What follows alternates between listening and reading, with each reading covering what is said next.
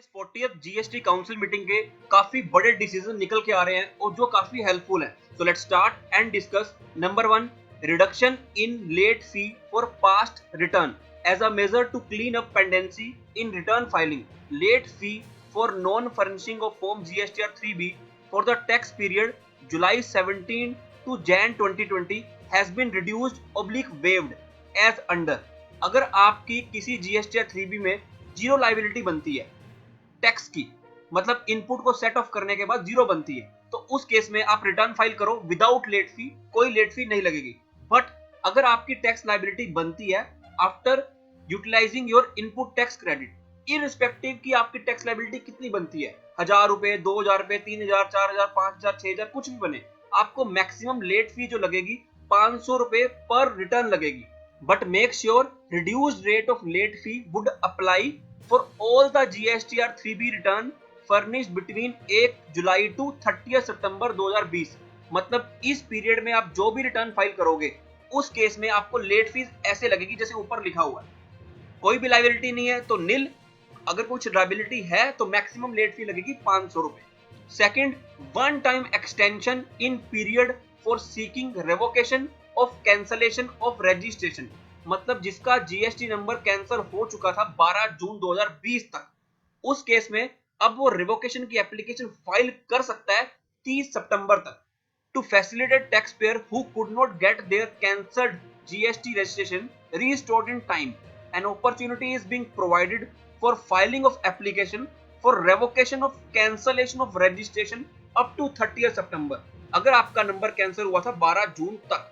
Third, relief for small taxpayer for subsequent tax period May, June and July in the wake of COVID-19 pandemic, जिनकी aggregate turnover 5 crore तक है, उनको further relief दे रहे हैं by waiver of late fee and interest. अगर वो GSTR 3B को फाइल कर देते हैं कौन से मंथ की, मई मंथ की, जून मंथ की, जुलाई मंथ की, बाय सितंबर 2020। ध्यान से समझो, पहला पॉइंट, जीएसटी की ड्यू डेट्स को एक्सटेंड नहीं किया मई, जून और जुलाई के लिए, बट आपके लिए कंडीशनल कर दिया। मतलब आप 30 सितंबर 2020 तक या कोई भी जो डेट वो नोटिफाई करेंगे तब तक अगर आप फाइल कर दोगे जीएसटीआर 3B मई मंथ की, जून मंथ की, जुलाई मंथ की, आपको कोई भी लेट फीस या इंटरेस्ट नहीं लगेगा। अब क्या मतलब हुआ कि ड्यू डेट को एक्सटेंड नहीं किया? अब सपोज करो किसी ने सितंबर के बाद फाइल करनी है, तो उस केस में आपको इंटरेस्ट और लेट फीस जो काउंट होगी वो ओरिजिनल ड्यू डेट से होगी, जो मई की होगी या जून की जो ड्यू डेट है या जो जुलाई की ड्यू डेट है। मतलब ड्यू डेट को एक्सटेंड नहीं किया, आपको कंडीशनल एक वेवर दे दिया। कंडीशंस को फॉलो करो, 30 सितंबर या जो डेट वो नोटिफाई करेंगे तब तक फाइल करो, कोई भी लेट फी या इंटरेस्ट नहीं लगेगा। उसके बाद करोगे तो आपको इंटरेस्ट और late fee original due date से काउंट किया जाएगा।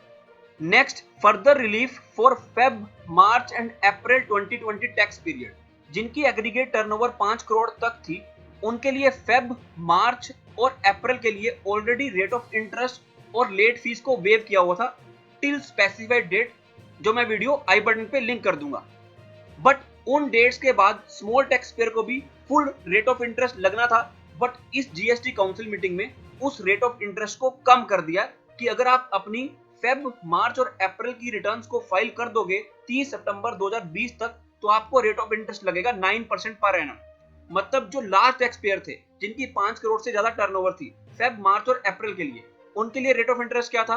अगर वो 15 दिन की डिले कर देते थे तो उसके बाद उनको 9% इंटरेस्ट लगता था।